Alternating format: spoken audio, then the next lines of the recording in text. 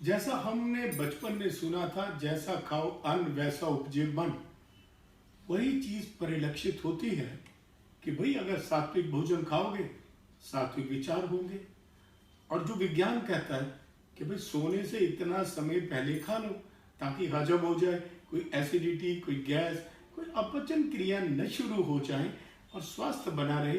और जो लोग योग करते हैं, ध्यान करते हैं, उनको शरीर में, पेट में किसी प्रकार की कोई परेशानी नहीं चाहिए। ये बहुत गूढ़ और एक समझदारी, यानी यूं कहो जो लोग खोज कर रहे हैं, जो लोग योग में अपने आप को खोते हैं, उनके लिए ये बहुत जरूरी है। अभी आपने कहा कि जैसा खावे अन्न वैसा होए मन, प्राचीन समय में सुना था जी आधुनिक मेडिकल साइंस इस बात को एक्सेप्ट करता है। जी वो ये कहता है कि जैसा हम भोजन ग्रहण करते हैं वैसा हमारे मस्तिष्क में न्यूरोट्रांसमीटर का निर्माण होता है। बिल्कुल सही। और जैसा न्यूरोट्रांसमीटर का निर्माण होता है उसी के आधार पर व्यक्ति दूसरों के साथ बिहेवियर करता है, व्यवहार करता है। और इसीलिए ये जो मांसाहार का निषेध है वो क्यों है?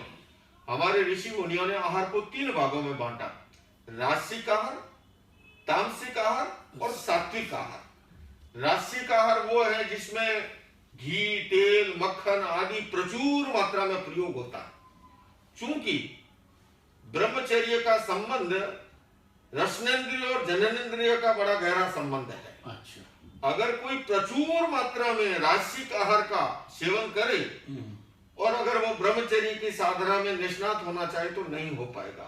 इसलिए उस विवेक की जरूरत है कि कितना उपयोग करना और नहीं करना। दूसरा है तामसिक आहार। ये मांसाहार का निषेध क्यों है? क्योंकि हमारे ये भीतर तमस पैदा करता है, आक्रामकता पैदा करता है, उत्तेजना पैदा करता है। अनेक धर्मों में आपने देखा होगा जैसे प्याज, लहसुन, मांस, इनका निषेध है। क्यों?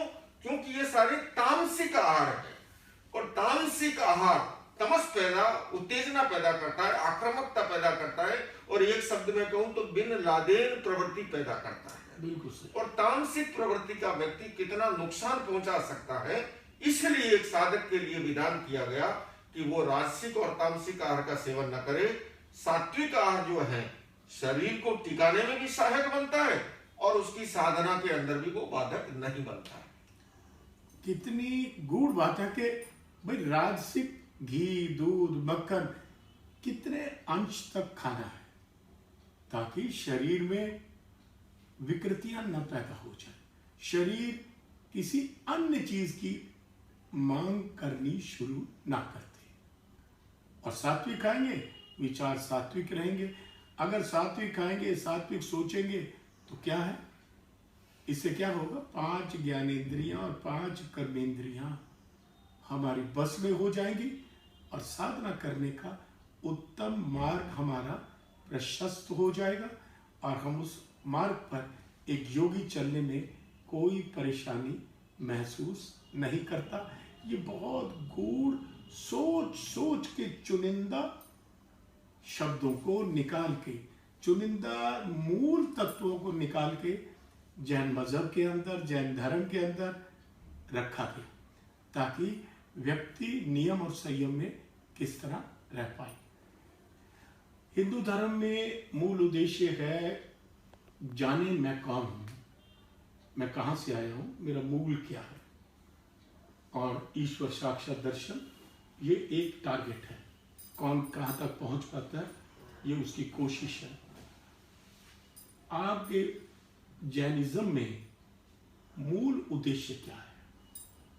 नहीं, मूल उद्देश्य है सत्य की खोज, मूल उद्देश्य है आत्म साक्षात्कार, है ना। और ये केवल शब्दों का अंतर है। जैसे अभी आपने कहा कि हिंदू परंपरा में, सनातन परंपरा में ये खोज, तो ये का ये यहाँ पर भी विधान है। मूल बात वही है, आप इसे सत्य की खोज कह दीजिए, आप ये कह दीजिए मैं कहां से आया, मैं कहां जाऊंगा वगैरह जो है जी। मुझे नहीं लगता कि इसमें कोई अन्य धर्म ग्रंथों में या दर्शनों में कोई बहुत बड़ा अंतर है। बिल्कुल। सभी धर्म दर्शन जो हैं वो आत्म साक्षात्कार की बात करते हैं और स्वयं से सत्य की खोज के मार्ग पर आगे बढ़ने की बात करते हैं। आत्म साक्षात्कार शब्द हम कई लोगों से सुनते हैं, तो चूंकि आप तो साधक हैं और आपने सालों तपाया अपने आप को, तो ये आत्म साक्षात्कार मूलतः होता क्या है? देखिए, हमारा आप और हम इस समय जो विद्यमान है, हमारी शरीर और आत्मा का सम्मिश्रण रूप स्वरूप आपके सामने है, जिसे आप डॉक्टर लोकेश मुनि के रूप में संबोधित कर। जी जी। वो शरीरधारी भी है, और जब इस शरीर से जब आत्म तत्व निकल जाता है, वाइटल एनर्जी, प्राणवायु, तब वह शरीर मृत शरीर हो जाता है।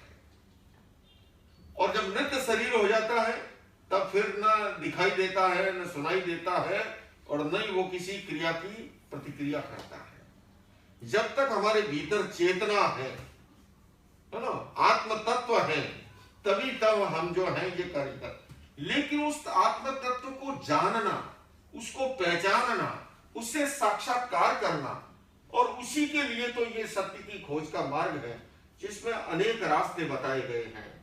ध्यान भी एक रास्ता है ना, मेडिटेशन के द्वारा स्वयं से स्वयं का साक्षात्कार की जो बात है।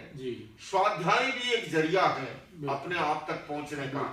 स्वाध्याय का अर्थ केवल सद साहित्य का पठन पाठन ही नहीं, स्वाध्याय का एक दूसरा अर्थ होता है स्व अध्याय, अपने आप का अध्ययन करना, आत्मावलोकन करना, आत्मचिंतन करना, आत्म प्रतिलेखन करना, आत्म साक्षात्कार करना।